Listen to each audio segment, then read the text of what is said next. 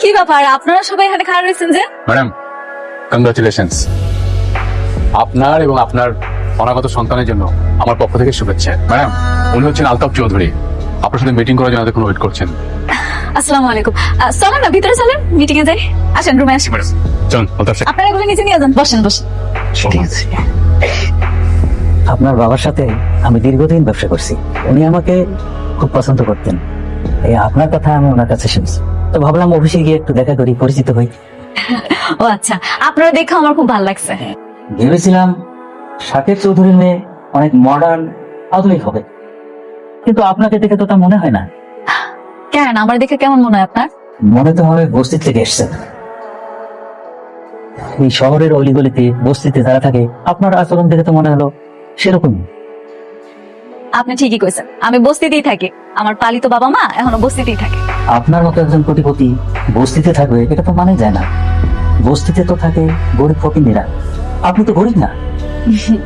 তাতে কি হয়েছে? আপনারা কইলাম না ছোটবেলা থেকে এখানে মানুষ হয়েছে, এই জন্য হেনেই থাকে। আলতাফ সাহেব, আমরা এই বিষয়ে আলোচনা না করি, আমরা ব্যবসায়িক আলোচনাটা সেরে ফেলি। অবশ্যই। আমার একটা শেষ প্রশ্ন ম্যাডাম, আপনার স্বামী কি করে? নিয়োগে বস্তিতে থাকে, একদিন নিয়ে আসেন না, অবশ্যই আমরা পরিচিত হবো।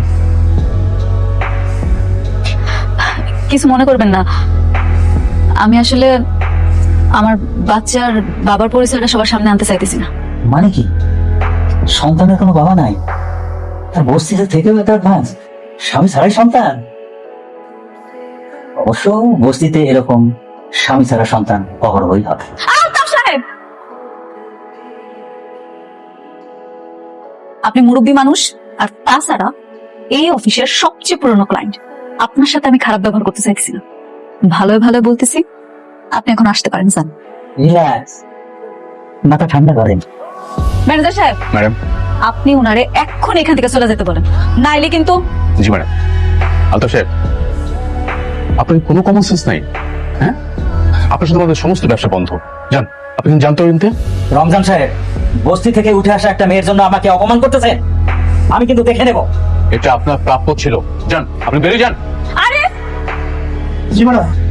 এই ভদ্রলোকটারে অফিস থেকে বাইর করে দাও, এরপরে যাতে অফিসের ত্রিসীমানা না দেখি, গাঢ় ধাক্কা দিয়ে বাইর করে দিবা।